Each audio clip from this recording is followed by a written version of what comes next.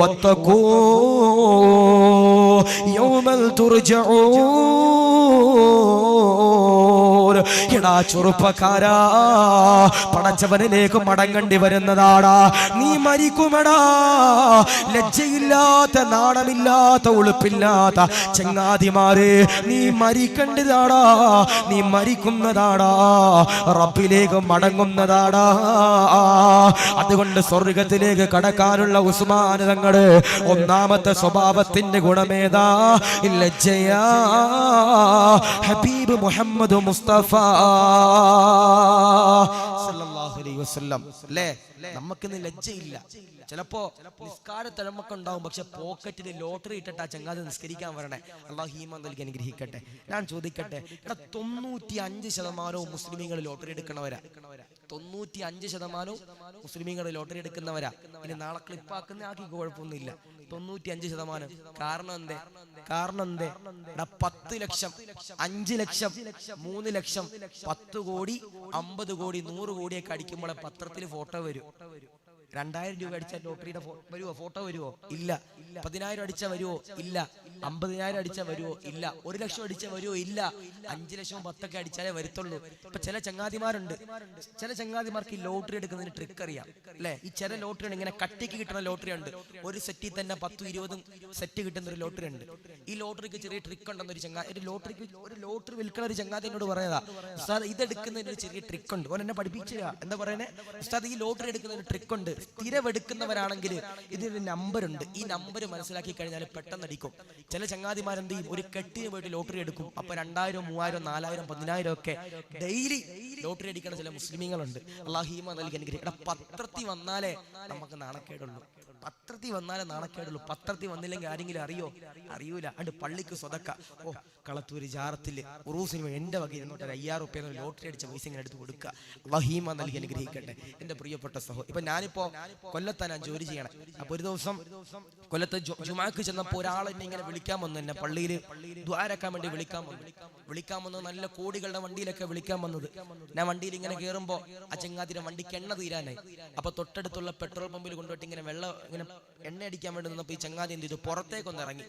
പുറത്തേക്ക് ഇറങ്ങിയ സമയത്ത് ഞാൻ ഈ വണ്ടിയുടെ ഡാഷ്ബോർഡ് ഒന്ന് തുറന്നു നോക്കി. വണ്ടിയുടെ മുമ്പിലുള്ള ഡാഷ്ബോർഡ് ഒന്ന് തുറന്നു നോക്കി. സുബ്ഹാനല്ലാഹ്, പള്ളിയിൽ 5 വക്തത്തിന് നിസ്കരിക്കാൻ പറഞ്ഞ ചങ്ങാതി നിസ്കാരത്തഴം ഇങ്ങനെ നെറ്റിയിൽ ഇങ്ങനെ തെളിഞ്ഞു കിടക്കുക. ആ ചങ്ങാതിയുടെ ഡാഷ്ബോർഡിൽ എന്താ കിടക്കണമെന്നറിയോ? എന്റെ പ്രിയപ്പെട്ടവർ, ഓണം മെമ്പറാ. ഓണം മെമ്പറാ. അല്ലാഹു ഈമാൻ നൽകി അനുഗ്രഹിക്കട്ടെ. നമ്മുടെ പോക്കറ്റും തപ്പിയാ കിട്ടൂലേ? ഇപ്പൊ എനിക്ക് ഇപ്പോഴും ഓർമ്മയുണ്ട്, ഞാൻ പഠിക്കണ സമയത്ത് ഒരു താത്ത ബർദ ഇട്ടിട്ട് വന്ന് ലോട്ടറി എടുക്കുമെന്നാണ്. ഇല്ലാതെ ബർദ ഇട്ടിട്ട് ഒരു കയ്യിൽ ഒരു കുട്ടിയുണ്ട്, ഒരു കയ്യിൽ വേറൊരു കുട്ടിയുണ്ട്. ഈ 2 കുട്ടിയായിട്ട് ഇങ്ങനെ വന്നിട്ട് ലോട്ടറിക്കാരുടെ അടുത്ത് ഇങ്ങനെ പറയാ, നല്ലൊരു ലോട്ടറി നോക്കി കൊടുക്കാൻ. ബർദ ഇട്ട താത്ത. നമ്മുടെ ആലോചിച്ചൊക്കെ ലജ്ജ വേണ്ടേ? അല്ലാഹു ഈമാൻ നൽകി അനുഗ്രഹിക്കട്ടെ. അഥവാ നിസ്കരിച്ചിട്ട് കാര്യമുണ്ടോ? ഇല്ല. ചില ആളുകളുണ്ട് പള്ളിയിൽ, ഉസ്താദ് ഇനി ഇപ്പൊ എന്തു പറയും നിസ്കരിച്ചില്ലെങ്കിൽ? അല്ലെ, റമദാനിലൊക്കെ കണ്ടിട്ടില്ല നിങ്ങൾ? റമദാൻ 1 ചില ആളുകൾ ഇങ്ങനെ പള്ളിയിൽ ഇങ്ങനെ കടന്നു വരും. ഇനിയിപ്പോ 2 മാസം കഴിഞ്ഞാൽ മാർച്ച് 23, 24 ആകുമ്പോൾ റമദാനാ. അന്നോട്ട് നിങ്ങൾ നോക്കിയാൽ മതി, പള്ളിയിൽ അന്ന് വരെ കാണാത്ത ചില ചങ്ങാതിമാര് പള്ളിയിൽ വന്നിട്ട് ഭയങ്കര ഭരണമായിരിക്കും. പള്ളിയിൽ വന്നിട്ട് നോമ്പ് തുറക്കുമ്പോൾ ഈത്തപ്പഴത്തിന് കുരു ഇല്ലെങ്കിൽ സെക്രട്ടറിക്കും വിളിച്ചിട്ട്, സെക്രട്ടറിയുടെ വാപ്പാക്കും വിളിച്ചിട്ട് എന്ത് ചെയ്യും? പോണതാ. അല്ലാഹു ഈമാൻ. പെരുന്നാൾ കഴിയുമ്പോൾ ഉസ്താദിന് ഒരു കെട്ടിപ്പിടുത്തം. ഉസ്താദേ ഇൻഷാ അല്ലാഹ് അടുത്ത റമദാന് കാണാന്നിട്ട് ഒരു പോക്കാ ചങ്ങാതി. അല്ലാഹു ഈമാൻ നൽകി അനുഗ്രഹിക്കട്ടെ. അല്ലെ, റമദാനിൽ ഏറ്റവും കൂടുതൽ ഫാൻസ് ഉള്ള ഖത്തീബന്മാരാരാ? റമദാനിൽ ഏറ്റവും കൂടുതൽ ഫാൻസ് ഉള്ള ഖത്തീബന്മാരാരാ? ഇപ്പോ അൽഹംദുലില്ലാഹ് ഇവിടെ ഒരുപാട് ഉസ്താദുമാർ ഇരിക്കുന്നുണ്ട്. അതിൽ ഹാഫിളീങ്ങളുണ്ട്, ഹാഫിളീങ്ങൾ അല്ലാത്തവരുണ്ട്.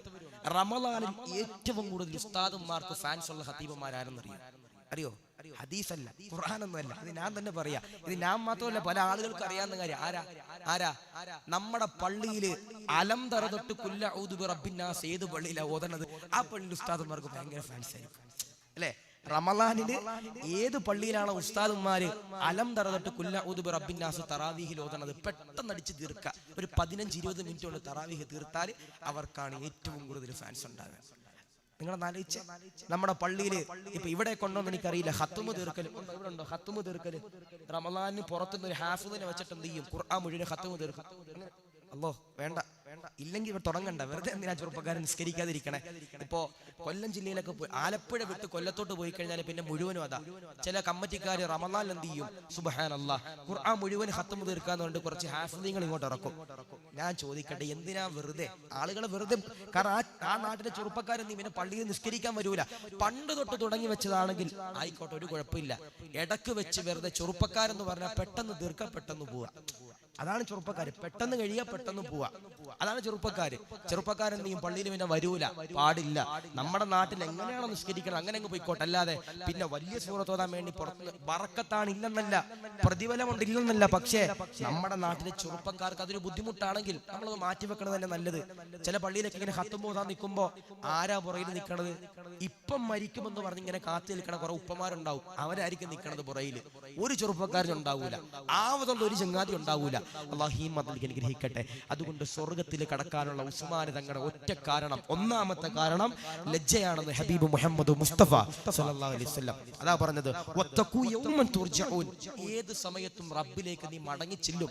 നീ എത്ര ടൈറ്റുള്ള ബർദ് ധരിച്ചാലും നീ ചില ചങ്ങാതിമാരുണ്ട് സുബ്ഹാനല്ലാഹ്, തൊളയുള്ള പാന്റ്. അങ്ങനെ തൊളയുള്ള പാന്റ്, വാപ്പാക്ക് വീട്ടിൽ ദാരിദ്ര്യ, വാപ്പാക്ക് വീട്ടിൽ പൈസ ഇല്ല, അതുകൊണ്ട് തൊളയുള്ള പാന്റാ ചില ചങ്ങാതിമാര് മേടിച്ചിടണത്. പിന്നെ ചില ആൾക്കാർക്ക് പൈസ കൂടിയതാ പ്രശ്നം.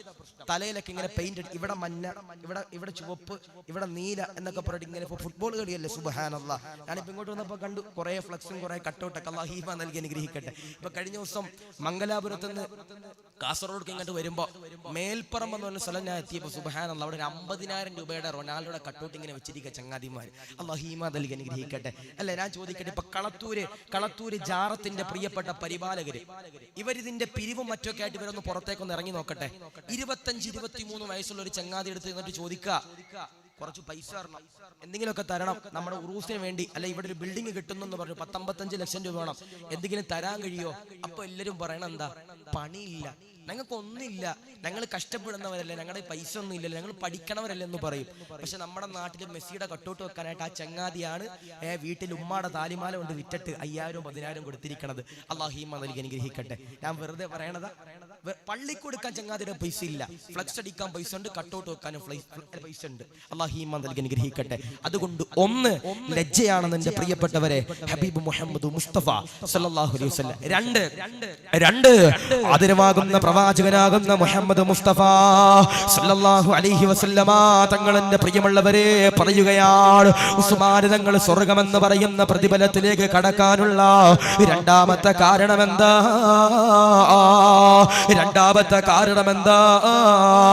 ഉസ്മാൻ തങ്ങൾ പടച്ചവനെ പേടിച്ചുകൊണ്ട് ജീവിക്കുന്ന വ്യക്തിയാ. ഉസ്മാൻ തങ്ങൾ പടച്ചവനെ പേടിച്ചുകൊണ്ട് ജീവിക്കുന്ന വ്യക്തിയാ. ആരാണ് ഉസ്മാൻ തങ്ങൾ എന്നറിയോ? ഒരു ദിവസം എന്റെ പ്രിയമുള്ളവരെ ഉസ്മാൻ തങ്ങൾ നടക്കുകയാ. ഉസ്മാൻ തങ്ങൾ ഖബറിന്റെ ചാരികന്റെ പ്രിയമുള്ളവരെ കടന്നു വരുമ്പോ ഉസ്മാൻ തങ്ങൾ കരയുകയാ. എല്ലാവരും വന്നുകൊണ്ട് ഉസ്മാൻ തങ്ങളോട് ചോദിക്കുകയാണ്, എന്തിനാണ് ഉസ്മാനെ നൊമ്പരപ്പെടുന്നത്? എന്തിനാണ് ഉസ്മാനെ കരയുന്നത്? എന്തിനാണ് ഉസ്മാനെ വിഷമിക്കുന്നത്? എന്തിനാണ് ഉസ്മാനെ? ഉസ്മാൻ തങ്ങൾ ഏങ്ങലടിച്ചുകൊണ്ട് കരയുകയാ. ഉസ്മാൻ തങ്ങൾ എന്റെ പ്രിയമുള്ളവരെ കരയുമ്പോ അവിടെ കൂടെ നിന്ന ആളുകൾ അതാ ചോദിക്കുകയാണ്, എന്തിനാണ് ഉസ്മാനെ നീ കരയുന്നത്? എന്തിനാ? സ്വർഗം നിനക്ക് ലഭിക്കുമെന്ന് അല്ലാഹുവിന്റെ റസൂല് പറഞ്ഞല്ലോ.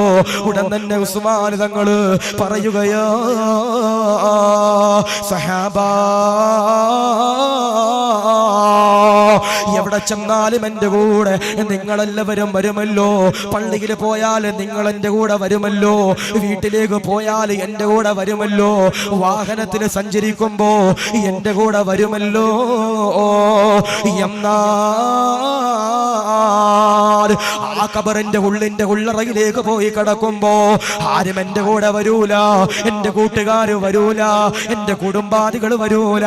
ഇവിടെ ഇരിക്കുന്നവരോട് പറയുകയാണ്, എടാ ചെറുപ്പക്കാരാ, ഒരു തുണ്ട് ഭൂമിയില്ലാത്തവര്, ഒരു സെന്റ് ഭൂമി പോലും സ്വന്തമില്ലാത്തവര് സങ്കടപ്പെടണ്ട. നിങ്ങളുടെ യഥാർത്ഥ ഭവനമേതോ? ഖബറാണ് ചെറുപ്പക്കാരാ. എല്ലാവരും മരിക്കുമല്ലോ, എല്ലാവരും മരിക്കുമല്ലോ. അസ്രായീല് കടന്നു വന്നുകൊണ്ട് റൂഹ് പിടിക്കുമല്ലോ. പടച്ചവരെ, നീ അതാ കേടുകൊണ്ട് അസ്രായീലിനോട് പറയുകയാണ്, അസ്രായീല് ഒരു സെക്കൻഡ് തന്നാൽ, ഒരു മിനിറ്റ് തന്നാൽ, ഒരു മണിക്കൂർ തന്നാൽ, ഒരു ദിവസം തന്നാൽ പടച്ചവന്റെ പള്ളിയിൽ പോയി നമസ്കരിക്കാമെന്ന് പറയുമ്പോ ഈ കളത്തൂരിന്റെ പ്രദേശത്തൂടെ ഫിത്ന ഉണ്ടാക്കിയവര്, കള്ളു കുടിച്ചവര്, ഹറാമ് ചെയ്തവര്, തിന്മകൾ ചെയ്തവര്, ലഹരി ഉപയോഗിച്ചവര് അസ്രായീലിനോട് കേടുകൊണ്ട് പറയുമ്പോ അസ്രായീല് പറയുന്നത്, വേണ്ടടോ വേണ്ടടോ, നിനക്കെന്നെ സമയമില്ല എന്ന് പറഞ്ഞുകൊണ്ട് നിന്റെ റൂഹ് പിടിച്ചുകൊണ്ട് അസ്രായീല് പോവുകയോ. പടച്ചവരെ, രാവിലെയാകുമ്പോ നിന്റെ പ്രിയപ്പെട്ട മക്കള് വന്നുകൊണ്ട് നിന്നെ അതാ വിളിക്കുകയാണ്, ഉമ്മ വിശക്കുന്നു, ഉമ്മ ദാഹിക്കുന്നു, ഉമ്മ വിശക്കുന്നു ഉപ്പ എന്ന് പറഞ്ഞുകൊണ്ട് വിളിക്കുമ്പോ എന്റെ പ്രിയമുള്ളവര് എണ്ണീക്കാൻ കഴിയുന്നില്ല. നീ അതാ അനങ്ങാൻ കഴിയാതെ നിന്റെ വീടിന്റെ ഉള്ളറയില് കിടക്കുകയോ. നിന്റെ പ്രിയപ്പെട്ട മക്കളതാ കരയുകയാണ്, നിന്റെ പ്രിയപ്പെട്ട മാതാവും പിതാവും അതോ കരയുകയോ. പള്ളിയിലെ മുഅദ്ദിൻ ഉസ്താദിന്റെ പ്രിയമുള്ളവര് പള്ളിയിലെ ബൈക്കിലൂടെ വിളിച്ചു പറയുകയാണ്, ഇന്നാ ലില്ലാഹി വ ഇന്നാ ഇലൈഹി റാജിഊൻ. ഇന്ന ആള് മരണപ്പെട്ടിട്ടുണ്ട്. നിന്റെ വീട്ടിലേക്ക് ആളുകൾ, എന്നെ പ്രിയപ്പെട്ടവര് ഒഴുകി വരികയാണ്. ആളുകൾ ഇങ്ങനെ ഒഴുകി വരുമ്പോ ആരോ വന്നുകൊണ്ട് നിന്നെ അതോ കുളിപ്പിക്കുകയോ. പള്ളിയിലെ ഉസ്താദ് കടന്നു വരികയാണ്. എന്നിട്ടതോ നിനക്ക് വേണ്ടി ദുആ ചെയ്യുകയാണ്. അർഹമർ റഹീമായ അല്ലാഹ്, കരുണക്കടലായ അല്ലാഹ്, ദയാലുവായ അല്ലാഹ്, പുറത്തു കൊടുക്കണേ അല്ലാഹ് എന്ന് പറഞ്ഞ് കഫം പുടവ എന്നെ പ്രിയമുള്ളവരെ കെട്ടുകയാണ്. എന്നിട്ടതോ കളത്തൂരിന്റെ പ്രദേശത്തോടെ ബെൻസിൽ സഞ്ചരിച്ചവര്, BMW സഞ്ചരിച്ചവര്, സൈക്കിളിൽ സഞ്ചരിച്ചവര്, ഓട്ടോറിക്ഷയിൽ സഞ്ചരിച്ചവര്, യഥാർത്ഥ വാഹനമേതോ അല്ലാഹുവേ, നാലുകാലുള്ള സന്തൂക്കുണ്ടല്ലോ, നാലുകാലുള്ള സന്തൂക്കുണ്ടല്ലോ. എന്റെ പ്രിയമുള്ളവരെ മുല്ലപ്പൂ ധരിച്ചുകൊണ്ട് തയ്യാറാവുകയോ. അതിലേക്ക് നിന്നെ അതാ കയറ്റി വെക്കുകയാണ്. എന്നിട്ടതാ മയ്യത്ത് കട്ടിലിന്റെ നാല് കാലുകളില് നിന്റെ മക്കളതോ പിടിക്കുകയോ. നീ അതാ കേണുകൊണ്ട് കരഞ്ഞുകൊണ്ട് പറയുകയാണ്, എന്നെ കൊണ്ടുപോകല്ലേ, എനിക്ക് പേടിയാടാ, കബറ് ഭയമാടാ, ആ കബറ് കാണുമ്പോ പേടിയാടാ, കബറിന്റെ അകത്ത് ഉമ്മിച്ച ഒറ്റക്കാടാ, കബറിന്റെ അകത്ത് ഉപ്പ ഒറ്റക്കാടാ എന്ന് പറഞ്ഞുകൊണ്ട് കരയുമ്പോ ആ മക്കളുണ്ടല്ലോ മൈൻഡ് ചെയ്യുന്നില്ല. അവരെന്റെ പ്രിയമുള്ളവരെ പറയുകയാണ്, ലാ ഇലാഹ ഇല്ലല്ലാഹ് എന്ന് പറഞ്ഞുകൊണ്ട് ആരുമില്ലാത്ത ഖബറിലേക്ക് കൊണ്ടുവെക്കുകയോ. അതുകൊണ്ടാണ് ബഹുമാനപ്പെട്ട തഴവ ഉസ്താദ് പറയുന്നത്, ഖബറെന്ന് കേട്ടാൽ തൽക്ഷണം നെട്ടേണ്ടതോ, കണ്ടാലുടൻ വാ വിട്ടു നീ കരയേണ്ടതാ, മേടക്കു പകരം മളമാ സുബ്ഹാനാ റബിയതിൽ കിടക്കേണ്ടതാ നസുമാനാ എന്നെ പ്രിയമുള്ളവര് ഉസ്മാന് തങ്ങള് പറയുമ്പോ, ഉസ്മാന് തങ്ങള് കബറ് കാണുമ്പോ കരഞ്ഞതന്ത്, ആ കബറിന്റെ അകത്ത് ഒറ്റയ്ക്ക് കിടക്കേണ്ടത് കൊണ്ടാണ്. ഒരു കൂട്ടുകാരും കടന്നു വരൂല, ഒരു കൂട്ടുകാരും കടന്നു വരൂല. കളത്തൂരിന്റെ പരിസരത്തന്നെ പ്രിയമുള്ളവര് ഒരുപാട് കൂട്ടുകെട്ടുള്ള ചെറുപ്പക്കാരാ. യഥാർത്ഥ കൂട്ടുകാരനാരോ, യഥാർത്ഥ കൂട്ടുകാരനാരോ. എടാ, നീ മരിച്ചു കിടക്കുമ്പോ നിന്റെ കബറിന്റെ ചാര വന്നിട്ട് എന്റെ പ്രിയപ്പെട്ട കൂട്ടുകാരനാണല്ലോ, ഇവന് നീ സ്വർഗം കൊടുക്കണേ അല്ലാ എന്ന് പറയുന്ന കൂട്ടുകാരനാ, നന്മ ചെയ്യുന്ന കൂട്ടുകാരനാ. ഹറാമ് ചെയ്യുന്ന കൂട്ടുകാരൻ എന്റെ പ്രിയമുള്ളവര് നമുക്ക് വേണ്ട, നമുക്ക് വേണ്ട, നമുക്ക് വേണ്ട കൂട്ടുകാരെങ്ങനത്തതോ നന്മ ചെയ്യുന്നവരാ, നന്മ ചെയ്യുന്നവരാ. ഖബറിന്റെ അകത്ത് ആരും ഉണ്ടാകൂല, ഞാൻ ഒറ്റയ്ക്ക് ആ ഖബറിന്റെ അകത്ത്. പണക്കാട് മുഖ്താർ അലി തങ്ങളാണ് ഇൻഷാ അല്ലാഹ് ഇവിടെ എത്തിയിട്ടുണ്ട്. ഇൻഷാ അല്ലാഹ് ഇപ്പം പറയും ഇൻഷാ അല്ലാഹ് തങ്ങൾ വന്ന് ഇൻഷാ അല്ലാഹ് ഉടനെ ദുആ ചെയ്ത് നമുക്ക് പിരിയണം. അല്ലാഹു സ്വീകരിക്കട്ടെ, അല്ലാഹു കബൂൽ ചെയ്യട്ടെ. ഉസ്മാൻ തങ്ങൾ പറയാ, ഈ ഖബറിന്റെ ഉള്ളറയില് ഞാൻ ഒറ്റയ്ക്കല്ലേ കിടക്കേണ്ടത്, എനിക്ക് റബ്ബിനെ പേടിയാ എന്ന് സയ്യിദുനാ ഉസ്മാൻ ഇബ്നു അഫ്ഫാൻ റളിയല്ലാഹു അൻഹു എന്റെ പ്രിയപ്പെട്ടവരെ പറയുമ്പോ നമ്മളൊന്ന് ആലോചിച്ച് നോക്കിയേ. ഒരു ദിവസമെങ്കിലും നമ്മള് ആ ഖബർ കണ്ടിട്ട് നമ്മൾ പേടിച്ചിട്ടുണ്ടോ? ഖബർ കണ്ടിട്ട് ആ ഖബറിന്റെ ചാരെ പോയി നിന്നിട്ട് ഞാൻ നിങ്ങളും ഒരു ദിവസം ഒരു തവണയെങ്കിലും കരഞ്ഞിട്ടുണ്ടോ? ഇല്ല. അല്ലാഹു നൽകി അനുഗ്രഹിക്കട്ടെ. ചിരിക്കാൻ പാടില്ലാത്ത 3 സ്ഥലങ്ങളുണ്ടെന്നാ. ചിരിക്കാൻ പാടില്ലാത്ത 12 ഉണ്ട്, 7 ഉണ്ട്, 8 ഉണ്ട്, അങ്ങനെ ഒരുപാട് സ്ഥലങ്ങളുണ്ട്. പക്ഷെ ഒരു പ്രബലമായ അഭിപ്രായത്തിൽ 3 സ്ഥലങ്ങളുണ്ട് ചിരിക്കാൻ പാടില്ലാത്ത 3 സ്ഥലങ്ങൾ. അതിലൊന്ന് ഏതെന്നറിയോ? എടാ, ഖബറിന്റെ ചാര നീ പോയി ചിരിക്കാൻ പാടില്ലെന്ന് ഹബീബ് മുഹമ്മദ് മുസ്തഫ സല്ലല്ലാഹു അലൈഹി വസല്ലം. ചില ആളുകളുണ്ട്, ബക്കറ്റ് ഉണ്ട് ഇൻഷാ അല്ലാഹ്, ബക്കറ്റുമായി നമ്മുടെ പ്രിയപ്പെട്ട പരിപാലകർ നിങ്ങളുടെ മുമ്പിലേക്ക് കടന്നു വരുന്നുണ്ട്. ഇൻഷാ അല്ലാഹ്. അല്ലാഹു കൊടുക്കാനുള്ള മനസ്സ് അല്ലാഹു തൗഫീഖ് നൽകി അനുഗ്രഹിക്കട്ടെ. അല്ലെ, ഞാൻ ചോദിക്കട്ടെ, ഒന്നും കൂടെ ചോദിക്കാം. സ്വർഗത്തിൽ പോണ്ടൊന്ന് കൈവക്കി, ഒന്നും കൂടെ ചോദിക്കട്ടെ. സ്വർഗത്തിൽ പോണ്ടൊന്ന് കൈവക്കി. എന്നാ പൊക്കിയ കൈയൊക്കെ ഇൻഷാ അല്ലാഹ് പോക്കറ്റിൽ ഇട്ടിട്ട് ഇൻഷാ അല്ലാഹ് നല്ലൊരു സ്വതക്ക. അല്ലെ, പെട്ടെന്ന് ഇൻഷാ അല്ലാഹ്. പെണ്ണുങ്ങളുടെ ഭാഗത്തും ആണുങ്ങളുടെ ഭാഗത്തൊക്കെ ഇൻഷാ അല്ലാഹ് ഒരു കമ്മിറ്റിക്കാർ വരും. അല്ലാഹു കൊടുക്കാനുള്ള മനസ്സ് അല്ലാഹു നൽകി അനുഗ്രഹിക്കട്ടെ. കൊടുക്കുന്നത് മുഴുവനും അല്ലാഹു നാളെ സ്വർഗത്തിലേക്ക് കടക്കാനുള്ള മഹാസൗഭാഗ്യം നൽകി അനുഗ്രഹിക്കട്ടെ. പെട്ടെന്ന് ഇൻഷാ അല്ലാഹ്. അപ്പോ എന്റെ പ്രിയപ്പെട്ടവരെ, ഉസ്മാൻ തങ്ങൾ പറയാ, ഖബർ കണ്ടാൽ എനിക്ക് പേടിയാ, ആ ഖബറിന്റെ അകത്ത് ഞാൻ ഒറ്റയ്ക്ക് കിടക്കണ്ടേ എന്ന് ബഹുമാനപ്പെട്ട ഉസ്മാൻ തങ്ങൾ. അല്ലെ, ഇപ്പൊ ഞങ്ങളുടെ നാട്ടിലൊക്കെ ഉണ്ട്, ഖബറടക്കി കഴിഞ്ഞാൽ, ഖബറടക്കാൻ ചെന്ന് കഴിഞ്ഞാൽ എല്ലാവരുടെ മുമ്പിലല്ലോ കേട്ടോ, ഖബറടക്കാൻ ചെന്ന് കഴിഞ്ഞാൽ ഞങ്ങളുടെ നാട്ടിലേക്ക് എന്തുണ്ട്, ഖബറടക്കി കഴിയുമ്പോൾ അവിടെ വെള്ളവും ബിസ്ക്കറ്റൊക്കെ കൊടുക്കും ഈ മയ്യത്ത് കൊണ്ടുവന്ന ആളുകൾക്ക്. അതെന്തിനാ? ആ മയ്യത്തിന്റെ പേരിൽ ഒരു ഹദിയ ആ മയ്യത്തടക്കാൻ വന്ന ആളുകൾക്ക് മുഴുവനും കൊടുക്കും. ഈ കൊടുക്കുന്ന സമയത്ത് ചില ആളുകളുണ്ട്, ആ ഖബറിന്റെ ചാര വന്ന് ഖബറടക്കുക. ആ ചങ്ങാതി ആ സമയത്ത് 3 പിടി മണ്ണിടാൻ ഓന് നേരമില്ല. ഓൻ അപ്പോഴും ചിന്ത എന്താ? ആ വെള്ളം തീരുവോ, ആ ബിസ്ക്കറ്റ് തീരുവോ എന്നുള്ള ചിന്തയാ. ചില ചങ്ങാതിമാരുണ്ട്, പള്ളിക്കാട്ടിൽ ചെല്ലും, എന്നിട്ട് ഏതെങ്കിലും ഒരു ചങ്ങാതി ഫോൺ വിളിച്ച അവിടെ വെച്ചെടുത്തിട്ടാ ഞാൻ എന്റെ ഉപ്പുപ്പാടെ ഖബർ സിയാറത്ത് ചെയ്യാൻ വരും കേട്ടോ.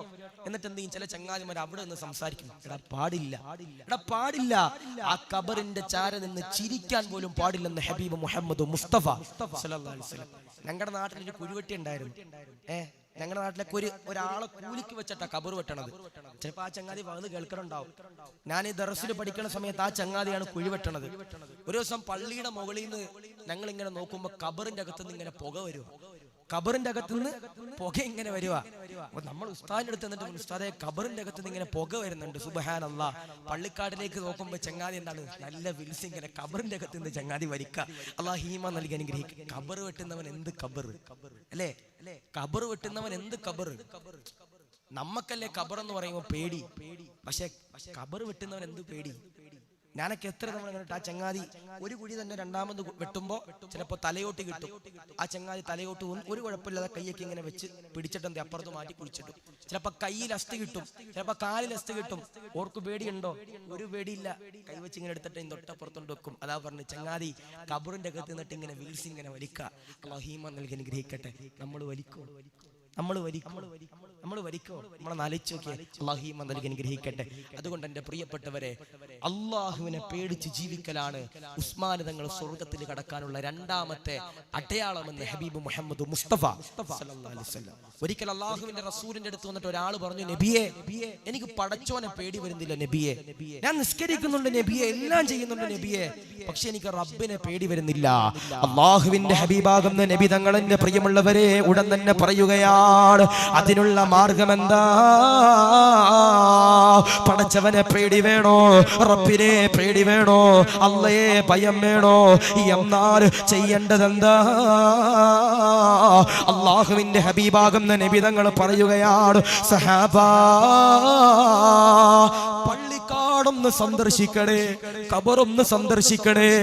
എന്റെ പ്രിയമുള്ളവരെ, നമ്മുടെ ഉമ്മയും ഉപ്പയും ഇന്ന് ഖബറിലാണ്. 10-50 കൊല്ലമായി ചിലപ്പോ വിട പറഞ്ഞിട്ട് അല്ലാഹുവേ ഇന്നും ആ ഖബറിന്റെ ചാരെ പോയി സലാം പറയാൻ നമുക്ക് മടിയാ. ഉളുപ്പില്ലാത്തവനെ, നാണമില്ലാത്തവനെ, ഉമ്മയുടെ ഖബറിന്റെ ചാരെ പോയിട്ട് ഒരു ഫാത്തിഹ പോലും ഓതാത്ത നാണമില്ലാത്ത മോനെ, മോനെ, മാതാവിന്റെ പൊരുത്തമില്ലാതെ, പിതാവിന്റെ പൊരുത്തമില്ലാതെ നീ എങ്ങാനും മരണപ്പെട്ടോ, നഊദു ബില്ലാഹ്, നഊദു ബില്ലാഹ്. ഉപ്പ മരണപ്പെട്ടിട്ട് 20 കൊല്ലായി, 30 കൊല്ലമായി. അന്ന് പോയതാ ചങ്ങാതി, പിന്നെ ഒരിക്കലും ഖബറിന്റെ ചാരെ പോയിട്ടുണ്ടാവൂല. അല്ലാഹു ഈമാൻ നൽകി അനുഗ്രഹിക്കട്ടെ. ഞാനിങ്ങനെ ഒരു ദിവസം, ഒരു 2 വർഷം മുമ്പാ, ഞാനിങ്ങനെ വീട്ടിൽ നിൽക്കണ സമയത്ത് ഞാൻ ഒരു പള്ളിയിൽ ഇങ്ങനെ ഒരു കാര്യത്തിന് പോയി. ഒരു പള്ളിയിൽ ഇങ്ങനെ പോണ സമയത്ത് ഒരാള് വന്ന് എന്റെ കൈ പിടിച്ചിട്ട് പറഞ്ഞു, ഉസ്താദേ, ഞാനിന്ന് ഗൾഫിൽ പോവാ, എന്റെ ഉപ്പയുടെ ഖബർ ഈ പള്ളിയുടെ തൊട്ട് പറയിലുണ്ട്, നിങ്ങളൊന്നൊന്ന് ദുആ ചെയ്യോ? ഞാൻ ചോദിച്ചു, അതിനെന്താ ദ്വാരക്കാൻ പ്രശ്നമൊന്നും ഇല്ല. അങ്ങനെ ഞാനും ആ ചങ്ങാതിയും കൂടെ, എന്റെ പ്രിയപ്പെട്ടവരെ, ആ ഉപ്പയുടെ ഖബറിന്റെ ചാരി ഇങ്ങനെ ദുആ ചെയ്യാൻ പോവാ. ആ ചങ്ങാതി ഗൂഗിൾ മാപ്പ് ഇട്ട് തപ്പണത് പോലെ വാപ്പയുടെ ഖബർ തപ്പണത്. ഓൻ അറിയില്ല ഉപ്പയുടെ ഖബർ ഏതാന്ന്. ഇങ്ങനെ തപ്പി തപ്പി തപ്പി ഇങ്ങനെ കുറെ നേരം ഇങ്ങനെ നടന്ന്. ഞാൻ ചോദിച്ചാ ഉപ്പയുടെ ഖബർ എന്തേ? ഞാൻ എത്ര കൊല്ലം ഉപ്പ മരണപ്പെട്ടിട്ട്? ഉസ്താദ് 23 കൊല്ലമായി എന്റെ ഉപ്പ മരണപ്പെട്ടിട്ട്. ഞാൻ ചോദിച്ചു, നീ എത്ര കൊല്ലം ഈ ഖബറിന്റെ ചാര വന്നിട്ട്? ഉസ്താദേ, ഏകദേശം 8 കൊല്ലമായി ഞാൻ എന്റെ ഉപ്പയുടെ ഖബറിന്റെ ചാര വന്നിട്ട്. സുബ്ഹാനല്ലാഹ്. അവസാന ചങ്ങാതി ഇങ്ങനെ കൈ ചൂണ്ടിട്ട് പറയാ, ഉസ്താദേ, ആ കാട് കാണുന്ന സ്ഥലത്താണ് എന്റെ ഉപ്പയുടെ ഖബർ, നമുക്ക് ഇവിടെ ദുആ ചെയ്താൽ മതി, അങ്ങോട്ട് പോകണ്ടേ എന്ന് ഒരു ചെറുപ്പക്കാരൻ എന്നോട് പറഞ്ഞതാ. പക്ഷേ എന്റെ പ്രിയപ്പെട്ടവരെ, ഞാൻ പറയാ, നമ്മളെ നോക്കിയതാ ഉമ്മയാ, നമ്മളെ നോക്കിയതാ ഉപ്പയാ. എന്റെ പ്രിയപ്പെട്ടവരെ, ആഴ്ചയിൽ ഒരു ദിവസമെങ്കിലും അവരുടെ ചാര പോയിട്ട് നമ്മൾ ഇൻഷാ അല്ലാഹ് ഒരു ഫാത്തിഹയെങ്കിലും ഓതണം. അല്ലാഹു ഈമാൻ നൽകി അനുഗ്രഹിക്കട്ടെ, അല്ലാഹു സ്വീകരിക്കട്ടെ. അതുകൊണ്ട് ഖബറിന്റെ ചാരെ എന്റെ പ്രിയപ്പെട്ടവരെ, നിങ്ങൾ പോയി നിന്ന് ഒറ്റയ്ക്ക് നിന്നൊന്ന് സിയാറത്ത് ചെയ്ത് നോക്ക്. നിങ്ങൾക്ക് അല്ലാഹുവിനെ പേടി വരുമെന്ന് ഹബീബ് മുഹമ്മദ് മുസ്തഫ സല്ലല്ലാഹു അലൈഹി വസല്ലം. അതാണ് സ്വർഗ്ഗത്തിലേക്ക് കടക്കാൻ ഉസ്മാൻ തങ്ങളുടെ രണ്ടാമത്തെ ഗുണമെന്ന് എന്റെ പ്രിയപ്പെട്ടവരെ, ആദരവാകുന്ന പ്രവാചകൻ മുഹമ്മദ് മുസ്തഫ സല്ലല്ലാഹു അലൈഹി വസല്ലം. മൂന്ന് ഏതാ? ബക്കറ്റിൽ പൈസ ഇട്ടോ, ബക്കറ്റിൽ പൈസ ഇട്ടോ, ബക്കറ്റിൽ പൈസ ഇട്ടവരാണോ? എന്നാ കേട്ടോ, സ്വർഗത്തിൽ കടക്കാനുള്ള മൂന്നാമത്തെ കാരണം ഉസ്മാൻ തങ്ങള്. അല്ലാഹുവിന്റെ ഹബീബാകുന്ന നബി തങ്ങൾ എന്റെ പ്രിയമുള്ളവരെ പറയുകയാണ്, ഉസ്മാൻ തങ്ങള് സ്വർഗത്തിലേക്ക് കടക്കാനുള്ള മൂന്നാമത്തെ കാരണം എന്താണ്? ഉസ്മാൻ തങ്ങളുടെ മൂന്നാമത്തെ സ്വഭാവം എന്താണ്? പ്രിയമുള്ളവരെ, അല്ലാഹുവിന്റെ ഹബീബാകുന്ന നബി തങ്ങളതാ പറഞ്ഞു കൊടുക്കുകയാ. ഉസ്മാൻ തങ്ങളെന്ന് പറയുന്നത് ഒരുപാട് സമ്പത്തുള്ള വ്യക്തിയാണ്, ഒരുപാട് സമ്പത്തുള്ള വ്യക്തിയാണ്. ഉസ്മാൻ തങ്ങളെന്ന് പറയുന്നത് ഒരുപാട് സമ്പത്തുള്ള വ്യക്തിയാണ്. ഉസ്മാൻ തങ്ങളുണ്ടല്ലോ, എന്ത് ചോദിച്ചാലും കൊടുക്കുമായിരുന്നു. ഉസ്മാൻ തങ്ങള് ദീനിനു വേണ്ടി എന്ത് ചോദിച്ചാലും കൊടുക്കുമായിരുന്നു. നബി തങ്ങൾ എന്റെ പ്രിയമുള്ളവര് സഹാബത്തിന്റെ മുമ്പിൽ കൈനീട്ടിയാൽ ഉസ്മാൻ തങ്ങൾ എണ്ണീച്ചു നിന്നുകൊണ്ട് പറയുമായിരുന്നു, യാ റസൂലല്ലാഹ്,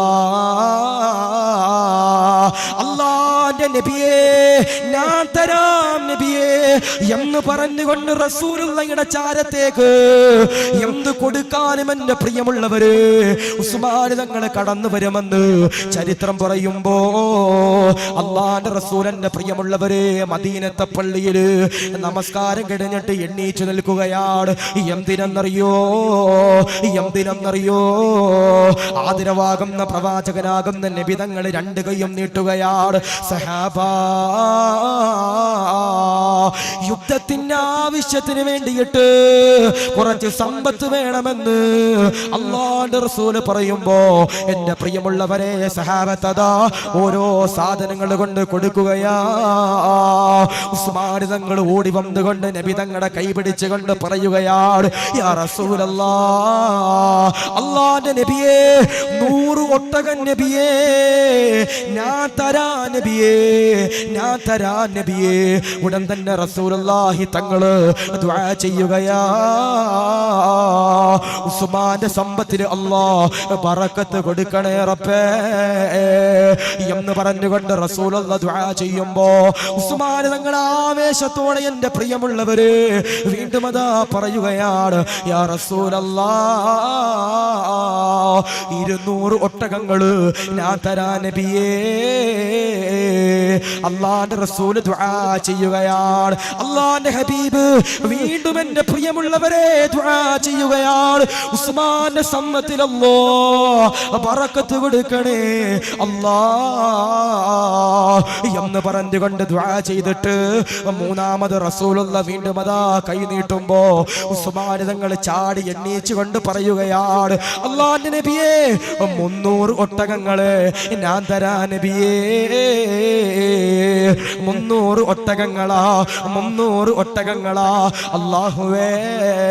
സഹാബത്തതാ പറയുകയാണ്, റസൂലുള്ള വീണ്ടും അതാ കൈ നീട്ടിയാൽ ഉസ്മാന്റെ സമ്പത്ത് മുഴുവനും ഉണ്ടല്ലോ ദീനുൽ ഇസ്ലാമിന് കൊടുക്കുന്നതാണ്. ഇവിടെ ബക്കറ്റ് കൊണ്ടുവന്നപ്പോ അതിലേക്ക് സമ്പത്തിട്ടവരെ ഈ മനോഹരമാകുന്ന കളത്തൂർ ജാറത്തിന്റെ കീഴിൽ എന്റെ പ്രിയമുള്ളവര് വലിയൊരു കെട്ടിടം നമ്മൾ നിർമ്മിക്കുന്നുണ്ടല്ലോ. ആ കെട്ടിടത്തിന്റെ പദ്ധതിക്ക് വേണ്ടി സ്വർണം കൊടുത്ത പെങ്ങളെ, മാല കൊടുത്ത പെങ്ങളെ, അല്ലാഹുവേ അല്ലാഹുവേ, കയ്യിൽ കിടക്കുന്ന മോതിരം ഊരിക്കൊടുത്ത പെങ്ങളെ, ചെയിനുകൾ ഊരിക്കൊടുത്ത പെങ്ങളെ, കയ്യിലുള്ള മുഴുവൻ സദഖകൾ കൊടുത്ത ചെറുപ്പക്കാരാ, എടാ ഉസ്മാൻ തങ്ങൾ സ്വർഗത്തിൽ കടക്കാനുള്ള കാരണം എന്തെന്നറിയോ? ദീനിനു വേണ്ടി കൊടുത്തത് കൊണ്ടാണ്, ദീനിനു വേണ്ടി കൊടുത്തത് കൊണ്ടാണ്. എന്ത് ചോദിച്ചാൽ ഉസ്മാൻ തങ്ങൾ ദീനിനു വേണ്ടി കൊടുക്കും. നമ്മളൊന്ന് ആലോചിച്ചേ, ഈ വഅ്ള് കേൾക്കാൻ വരുന്നതിൽ 2 വിഭാഗം ഉണ്ടാവും. വഅ്ള് കേൾക്കാൻ വരുന്നതിൽ 2 വിഭാഗം ഉണ്ടാവും. ഒന്ന് വഅ്ള് മുഴുവനും കേൾക്കുന്ന ആളുകൾ, വഅ്ള് മുഴുവനും കേൾക്കുന്ന ആളുകൾ. 2 ഏതെന്നറിയോ? ബക്കറ്റിന്റെ ബായ കണ്ട് പറഞ്ഞാൽ മതി, ചില ആളുകൾ എണ്ണീച്ചോടും. ബക്കറ്റിന്റെ ബായ് എന്ന് കണ്ടാൽ മതി. ഉസ്താദ് ബായ് എന്ന് പറഞ്ഞാൽ തന്നെ ഉസ്താദ് വേറെ എന്തെങ്കിലും പറഞ്ഞായിരിക്കും. ബായ് എന്ന് പറയുമ്പോൾ ചങ്ങാതി ബക്കറ്റ് എടുക്കാൻ തുടങ്ങി ചില ആളുകൾ ഓടിപ്പോവും. അല്ലാഹു ഈമാൻ നൽകി അനുഗ്രഹിക്കട്ടെ. അല്ലെ, ഒരാള് നിന്റെ മുമ്പിൽ ഇങ്ങനെ കൈ നീട്ടുമ്പോ, നമ്മളിങ്ങനെ പോക്കറ്റിൽ കൈയിടുമ്പോ നമ്മുടെ ശരീരത്തിന്റെ ഈ തലയുടെ മുകൾ ഭാഗത്ത് ഒരു ഇബ്ലീസ് ഉണ്ടാകും, ഒരു മലക്കുണ്ടാകുന്ന. നമ്മുടെ നെറ്റിയുടെ തൊട്ടു മുകളിലായിട്ട് നമ്മുടെ ഈ തലയുടെ ഭാഗത്ത് ഒരു മലക്കുണ്ടാകും, ഒരു ഇബ്ലീസ് ഉണ്ടാകും. നീ ഇങ്ങനെ പോക്കറ്റിൽ നിന്ന് ഇങ്ങനെ പൈസ എടുത്തിട്ട് അതിലേക്ക് ഇങ്ങനെ ഇടാൻ പോകുമ്പോ മലക്ക് പറയും, എടാ ചെങ്ങാതി നീ കൊടുത്തോ, നിനക്ക് സ്വർഗത്തിലേക്കുള്ള വഴിയാ. ആ സമയത്തായിരിക്കും ഇബ്ലീസ് പറയടാ ചെങ്ങാതി വെറുതെയാ അത് അവന്മാർക്ക് എന്തോ വെറുതെ പൈസ പുട്ടടിക്കാനുള്ള പരിപാടിയാ, അത് കൊടുക്കണ്ടെന്ന് ഇബ്ലീസ് പറയും. നമ്മുടെ ശരീരത്തിൽ മലക്കിന്റെ സാന്നിധ്യമാണ് കൂടുതലെങ്കിൽ നമ്മൾ എന്ത് ചെയ്യും? പോക്കറ്റിൽ നിന്ന് പൈസ എടുത്തിട്ട് കൊടുക്കും. അല്ലാഹു ഈമാൻ നൽകി അനുഗ്രഹിക്കട്ടെ. അല്ലെ, ഈ ജുമഅക്ക് ചില ആളുകൾ ജുമഅക്ക് ചെല്ലണം എന്തിനാണെന്നറിയോ? എന്തിനാ? നിസ്കരിക്കാനൊന്നുമല്ല, ചില്ലറ മാറാനാണ് ചില ആളുകൾ പള്ളിയിൽ പോണത്. ചില ആളുകൾ ചില്ലറ മാറാനാ ജുമഅക്ക് പോണത്. ബക്കറ്റ് ഇങ്ങനെ വരുമ്പോ ചില ചങ്ങാതിമാര് 2000 എടുത്തിട്ട് എന്ത് ചെയ്യും? ഇടും. എന്നിട്ട് ബാക്കി 1990 രൂപ തിരിച്ചെടുക്കും, 10 രൂപ അങ്ങോട്ട് ഇടും. അല്ലാഹു ഈമാൻ നൽകി അനുഗ്രഹിക്കട്ടെ. എന്റെ പ്രിയപ്പെട്ടവരെ, സ്വതക്ക കൊടുത്താൽ അത് സ്വർഗത്തിലേക്ക് കടക്കാനുള്ള ഒരു ഗുണമാണെന്ന് ഹബീബ് മുഹമ്മദ് മുസ്തഫ സല്ലല്ലാഹു അലൈഹി വസല്ലം. അപ്പൊ ഞാനിപ്പോ ഇവിടെ വന്നപ്പോ 2 പേര് തങ്ങളുടെ കയ്യിൽ വന്നിട്ട് എന്ത് ചെയ്യും? സ്വർണം കൊടുത്തു. എന്റെ പ്രിയപ്പെട്ട ഉമ്മമാരെ, സ്വർണത്തിന് വിലയാ, അതിനെക്കാട്ട് വിലയാണ് എന്തിന്? സ്വർഗത്തിന്. അല്ലെ, ചില ആളുകളൊക്കെ ഉണ്ട് വീടിന്റെ ഉള്ളറയില് ഒരു പെണ്ണ് എന്തായാലും 20-25 പവൻ ഇട്ടോണ്ട് നടക്കില്ല. വീടിന്റെ ഉള്ളറയിൽ ഇങ്ങനെ കെട്ടി ഇങ്ങനെ വെച്ചിരിക്കുക സ്വത്തുക്കളും സ്വർണങ്ങളും ഒക്കെ. നമ്മുടെ പള്ളിക്ക് എന്തെങ്കിലും ഒരു ആവശ്യത്തിന് ചോദിച്ചു കഴിഞ്ഞാലോ ഒന്നുമില്ല, പട്ടിണിയാ, ദാരിദ്ര്യ. ചില സ്ഥലത്ത് നമ്മൾ ഈ പിരിവിന് ചെല്ലണ സമയത്ത്, ഇപ്പൊ ഞാനും പഠിക്കണ സമയത്ത്, ഞാൻ കാസർഗോഡ് വരെ കുറ്റം പറയില്ല കേട്ടോ, ഞാൻ കാസർഗോഡ് ഒരു സ്ഥലത്ത്, ഇവിടെ ഈ നാട്ടിലല്ല, പഠിക്കണ സമയത്ത് ദറസിന്റെ ഒരു പിരിവുമായി ബന്ധപ്പെട്ടിട്ട് ഞാൻ ഒരു സ്ഥലത്ത് വന്നു കാസർഗോഡ്. ഒരു വീട്ടിൽ ഞാൻ ഇങ്ങനെ കയറി ചെല്ല, അന്ന് മുത്തല്ലിമ, അന്ന് ബന്ധങ്ങളില്ല, പരിചയമൊന്നുമില്ല. അന്ന് ഓരോ വീടിന്റെ മുമ്പിൽ പോയിട്ട് നമ്മൾ കൈ നീട്ടിയാലേ ദറസിനുള്ളതിനും പൈസ കിട്ടു. അങ്ങനെ ഒരു വീടിന്റെ മുമ്പിൽ ചെന്നപ്പോ അവിടെ ബെൻസ് ഉണ്ട്, BMW ഉണ്ട്, ഓടി ഉണ്ട്, വേറെ 2-3 കാറും ബൈക്കൊക്കെ ഈക്കണുണ്ട്. അവിടെ ചെന്ന് എന്തെങ്കിലും തരണമെന്ന് ചോദിച്ചപ്പോ ഞങ്ങൾ കയറി ചെല്ലുമ്പോൾ തന്നെ ചെങ്ങാതി അതിന്റെ അകത്തോട്ട് കയറി ഓടിപ്പോണത് നമ്മൾ കണ്ട്. ഒരു താത്ത പുറത്തേക്ക് ഇറങ്ങി വന്നിട്ട് നമ്മുടെ അടുത്ത് പറയും, ഉസ്താദ് ഇവിടെ ആരും ഇല്ല. നമ്മൾ മിണ്ടിയില്ല. ആ താത്ത നേരെ ഇറങ്ങി വന്നിട്ട് ഒരു 10 രൂപ എന്ത് ചെയ്ത് നമ്മുടെ കയ്യിൽ എടുത്തെന്ന്. 10 രൂപ നമ്മുടെ എടുത്തെന്ന്. അപ്പൊ അന്ന് എന്റെ കൂടെ ഒരു ചങ്ങാതി ഉണ്ട്. ആ ചങ്ങാതി നേരെ എന്ത് ചെയ്തു? ഓന്റെ പോക്കറ്റിൽ നിന്ന് ഒരു 100 എടുത്ത് അങ്ങോട്ട് വെച്ചിട്ട് പറഞ്ഞു, ഇത്ത ചായ മേടിച്ച് കുടിച്ചോ എന്ന് പറഞ്ഞു. കാരണം ചില ആളുകളുടെ ദാരിദ്ര്യത്തിന്റെ കണക്ക് പറയണത് കേട്ടാൽ നമുക്ക് തന്നെ സങ്കടം വന്നു, അല്ലേ? ഇപ്പോ ഞാൻ ജോലി ചെയ്യണം പള്ളിയിൽ, 1.5 കോടി രൂപ വേണം അവിടെ ഖബർസ്ഥാൻ സ്ഥലം എടുക്കാനായിട്ട്. 1.5 കോടി രൂപ ഖബർസ്ഥാൻ എടുക്കാൻ വേണം. റോഡ് സൈഡാണ് പള്ളി, സ്ഥലത്തിന് ഭയങ്കര വിലയാ. ആകെ ഒരു 18 സെന്റ് സ്ഥലം എടുക്കണമെങ്കിൽ 1.5 കോടി രൂപ വേണം. ആ നാട്ടിലെ 2 പേര് വിചാരിച്ചാൽ മതി 1.5 കോടി രൂപ പുഷ്പം പോലെ കിട്ടും. തരൂല. നമ്മൾ ഇപ്പൊ ഞാൻ പള്ളി ചെല്ലുമ്പോൾ എല്ലാവരും പറയുന്നത് പിരിവുകാരൻ വരുന്നുണ്ടെന്നാ. അവിടെ ജുമാക്ക് എന്നാലും പിരിവ്, വീട്ടിൽ ഭക്ഷണം കഴിക്കാൻ ചെന്നാലും പിരിവ്, മൊത്തം പിരിവ്. പക്ഷെ എന്റെ പ്രിയപ്പെട്ടവരത് സ്വർഗത്തിലേക്കുള്ള കടമ്പയാണെന്ന് ഞാനും നിങ്ങൾ മനസ്സിലാക്കണില്ല. അല്ലാഹു ഈമാൻ നൽകി അനുഗ്രഹിക്കട്ടെ. പിന്നെ ചില ആളുകളുണ്ട്, ഉമ്മായി ഉപ്പാക്ക മരിച്ചു കഴിഞ്ഞാൽ എന്ത് ചെയ്യും? പള്ളിക്ക് എന്തെങ്കിലും ഒരു സ്വതക്ക എന്ന് പറഞ്ഞിട്ട് ചെന്ന് കൊടുക്കും. നല്ലതാ, വെറുതെ പറയണേ, നല്ലതാ. നമ്മൾ ഭക്ഷണം കൊടുക്കുന്നതും സ്വതക്കയാണ്, ഇതുപോലെ പള്ളിക്കും കൊടുക്കുന്ന സ്വതക്കയാണ്. പക്ഷേ ഈ പള്ളികൾക്കൊക്കെ സ്വതക്ക കൊടുക്കുമ്പോ അതെന്ന് നിലനിൽക്കും. കാരണം എന്തേ? ചില ആളുകളുണ്ട് പള്ളിയിലെ 1ാമത്തെ സഫ് എന്റെ ഉമ്മയുടെ പേരിൽ ഞാൻ തന്നേക്കാന്ന് പറഞ്ഞ് ചില ആളുകൾ എന്തെങ്കിലും കൊടുക്കും. ഇപ്പോൾ ഒരു ബിൽഡിംഗ് 55 ലക്ഷം രൂപ വേണം. ഈ 55 ലക്ഷം രൂപയിൽ നിങ്ങൾ 1 രൂപ കൊടുത്താലും ലക്ഷങ്ങൾ കൊടുത്താലും എന്റെ പ്രിയപ്പെട്ട സഹോദരങ്ങളെ, അതിന്റെ ഒരു പ്രതിഫലം എന്നും നിനക്കുണ്ടാകും. ആ ബിൽഡിങ്ങിൽ എന്തൊക്കെ പ്രവർത്തനം നടന്നാലും എന്തൊക്കെ നന്മകൾ നടന്നാലും അതിന്റെ ഒരു പ്രതിഫലം നമുക്കുണ്ടാകൂലേ?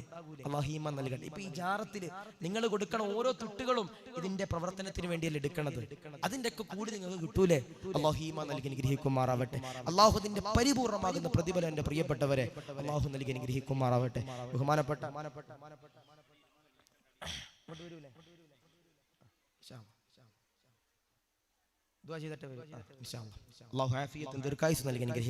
എന്റെ പ്രിയപ്പെട്ടവരെ, ഉസ്മാൻ തങ്ങളുടെ 4ാമത്തെ ഗുണം അത് സ്വതക്കയാണ് സ്വർഗത്തിൽ കടക്കാനുള്ള കാരണമെന്ന് ഹബീബ് മുഹമ്മദ് മുസ്തഫ സല്ലല്ലാഹു അലൈഹി വസല്ലം. ഉസ്മാൻ തങ്ങളുടെ കയ്യിലേക്ക് എന്റെ പ്രിയപ്പെട്ടവരെ ഭരണം വന്നു. ഇപ്പോ ഞാനിവിടെ കടന്നു വന്ന സമയത്ത് തങ്ങൾ പറയുകയുണ്ടായി, നമ്മുടെ നാട്ടിനെ 2ആയിട്ട് തിരിക്കണം ചില ആളുകൾ കടന്നു വന്നിട്ടുണ്ടെന്ന്. അല്ലെ? നമ്മുടെ നാടിനെ 2ആയി തിരിക്കണം ചില, അത് എല്ലായിടത്തും ഉണ്ടാവും. ചില അഡ്രസ് ഇല്ലാത്ത കത്ത് എല്ലായിടത്തും ഉണ്ടാവും. ഇപ്പൊ ഞാന് എറണാകുളത്ത് ജോലി ചെയ്യണ സമയത്ത് ഈ ഹൈവേ സൈഡിലുള്ള എല്ലാ പള്ളികളുടെയും പ്രശ്നം പാട്ട പൊട്ടിക്കും അഡ്രസ് ഇല്ലാത്ത റൂമൊക്കത്തുണ്ടാവും. ഒന്നെങ്കിൽ ഉസ്താദിന്റെ വാപ്പാക്ക് വിളിച്ചിട്ട്, അല്ലെങ്കിൽ ഉസ്താദിന്റെ വല്യാപ്പാക്ക് വിളിച്ചിട്ട്, അല്ലെങ്കിൽ പള്ളിയിലെ കമ്മിറ്റിക്കാർക്കെതിരെ എന്തെങ്കിലും എഴുതിയിട്ട് ചില അഡ്രസ് ഇല്ലാത്ത ചില ചങ്ങാതിമാര് എല്ലാ കാലത്തും ഉണ്ടാവും. ഈ ഞാൻ എന്നിട്ട് കിട്ടുന്ന കത്തൊക്കെ ഇങ്ങനെ ഒരുമിച്ചെടുത്ത് വെക്കുമായിരുന്നു, ഒരേ അക്ഷരമാണെന്ന് നോക്കാൻ വേണ്ടിട്ട്. ചില ഞരമ്പ് രോഗികൾ അങ്ങനെയാ, ഓർക്കൊന്നും അഡ്രസ് വെക്കാൻ പേടിയാ കേട്ടോ. ഉസ്മാൻ തങ്ങൾ എന്റെ പ്രിയപ്പെട്ട സഹോദരങ്ങളെ ഭരണത്തിലിരിക്കണ സമയത്ത് 6 കൊല്ലം ഒരു കുഴപ്പമില്ല. 6 കൊല്ലം ഒരു കുഴപ്പമില്ല. തങ്ങളിപ്പോൾ 6 കൊല്ലം 6 കൊല്ലം ഒരു കുഴപ്പമില്ല. 6ാമത്തെ കൊല്ലം കഴിഞ്ഞപ്പോ എന്റെ പ്രിയപ്പെട്ടവർ ചില പൊട്ടലും ചീറ്റലുകളൊക്കെ ഉസ്മാൻ തങ്ങൾക്കെതിരെ വരാൻ തുടങ്ങി. ഉസ്മാൻ തങ്ങൾക്കെതിരെ ചില പൊട്ടലും ചീറ്റുകളൊക്കെ വരാൻ തുടങ്ങി. ഞാൻ തങ്ങളെ അങ്ങനെ പറഞ്ഞില്ല കേട്ടോ, ഞാൻ പറഞ്ഞ തമാശക്ക് വെച്ചാണ്. ഇൻഷാ അല്ലാഹ് അല്ലാഹു ആഫിയത്തും ദീർഘായുസ്സും കൂടെ അനുഗ്രഹിക്കട്ടെ. 6 കൊല്ലം കഴിഞ്ഞപ്പോ ഉസ്മാൻ തങ്ങൾക്കെതിരെ ആരോപണം വന്നു തുടങ്ങി. എന്തേ? ഉസ്മാൻ തങ്ങളുടെ കുടുംബക്കാരെയാണ് ഉസ്മാൻ തങ്ങൾ മുഴുവനും ഭരണത്തിൽ കയറ്റിയിരിക്കുന്നത്. ഉസ്മാൻ തങ്ങൾക്കെതിരെ അഴിമതി ആരോപണം അവിടുത്തെ ചില അല്പന്മാരായ ചില ആളുകൾ എന്ത് ചെയ്യാൻ തുടങ്ങി? കുറ്റമായിട്ട് ഇങ്ങനെ വരാൻ തുടങ്ങി. അല്ലെ? ഒരു ചൊല്ലുണ്ട്, പള്ളിയിലെ മിഹ്റാബ് മാറിയാൽ പുതിയ ഉസ്താദ് എന്നൊരു ചൊല്ലുണ്ട്. പള്ളിയിലെ മിഹ്റാബ് മാറിയാൽ പുതിയ ഉസ്താദ്. പള്ളി ഒരു പഴയ പള്ളിയാണെങ്കിൽ അവിടെ ഒരു പഴയ ഉസ്താദായിരിക്കും. ആ പള്ളിയിൽ മിഹ്റാബ് അങ്ങോട്ട് മാറിക്കഴിഞ്ഞാൽ, പുതിയ പള്ളി അങ്ങോട്ട് പണിത് കഴിഞ്ഞാൽ പിന്നെന്താ? ആ ഉസ്താദിനെ നമുക്കൊന്ന് മാറ്റാം. പള്ളി എന്തേലും മാറി, ഈ ഉസ്താദിനെ മാറ്റാൻ ചില ചങ്ങാതിമാരുണ്ട്. അല്ലാഹു ഈമാൻ നൽകി അനുഗ്രഹിക്കട്ടെ. ഉസ്മാൻ തങ്ങളുടെ പ്രിയപ്പെട്ടവരെ 6 കൊല്ലം വരെ ഒരു കുഴപ്പമില്ലാതെ ഭരിച്ചു. 6ാമത്തെ കൊല്ലം അങ്ങോട്ട് കഴിഞ്ഞപ്പോൾ ചില ആളുകൾക്ക് ഇളകാൻ തുടങ്ങി. മറ്റേ നാടിന് അഡ്രസ് ഇല്ലാത്ത കത്തെഴുതിയതുപോലെ ചില ആളുകൾ ഉസ്മാൻ തങ്ങൾക്കെതിരെ അഡ്രസ് ഇല്ലാത്ത ആരോപണങ്ങൾ പറയാൻ തുടങ്ങി. ഉസ്മാൻ തങ്ങളുടെ ചെവിയിൽ എന്റെ പ്രിയമുള്ളവരെ ഇതിങ്ങനെ എത്തുകയാണ്. ഉസ്മാൻ തങ്ങൾക്ക് എന്റെ പ്രിയമുള്ളവരെ ആരോപണങ്ങൾ കടന്നു വരികയാണ്. ഉസ്മാൻ തങ്ങൾ തളരും. അവിടെ എന്റെ പ്രിയമുള്ളവരെ അഡ്രസ് ഇല്ലാതെ ഫിത്ന ഉണ്ടാക്കാൻ നടന്ന ഉസ്മാൻ തങ്ങളുടെ കാലഘട്ടത്തിലുള്ള ചെറുപ്പക്കാരുണ്ടല്ലോ, എന്റെ പ്രിയമുള്ളവരെ, ഉസ്മാൻ തങ്ങൾക്കെതിരെയതോ ശബ്ദിക്കുകയോ. ഉസ്മാൻ തങ്ങൾ പതറുന്നില്ല, ഉസ്മാൻ തങ്ങൾ തളരുന്നില്ല, ഉസ്മാൻ തങ്ങൾ കരയുന്നില്ല. ഉസ്മാൻ തങ്ങളതോ വീടിന്റെ അകത്തന്നെ പ്രിയമുള്ളവരെ ഇരിക്കുമ്പോ ഉസ്മാൻ തങ്ങളുടെ വീടതോ വളയുകയോ. ഉസ്മാൻ തങ്ങളുടെ വീട് എന്റെ പ്രിയമുള്ളവരെ ശത്രുക്കൾ വന്നിട്ട് വളയുകയാണ്. എന്നിട്ടതോ ഉസ്മാൻ തങ്ങളോട് പറയുകയാണ്, ഉസ്മാനേ നിങ്ങളതാ രാജിവെക്കണമെന്ന് പറയുമ്പോ ഉസ്മാൻ തങ്ങൾ അനങ്ങുന്നില്ല. ഉസ്മാൻ തങ്ങൾ എന്റെ പ്രിയമുള്ളവരെ പതറാതെ വീടിന്റെ അകത്തിരിക്കുകയോ. ഉസ്മാൻ തങ്ങൾ എന്റെ പ്രിയമുള്ളവരെ പുറത്തേക്ക് ഇറങ്ങാൻ ഉസ്മാൻ തങ്ങളെ അതോ സമ്മതിക്കുന്നില്ല.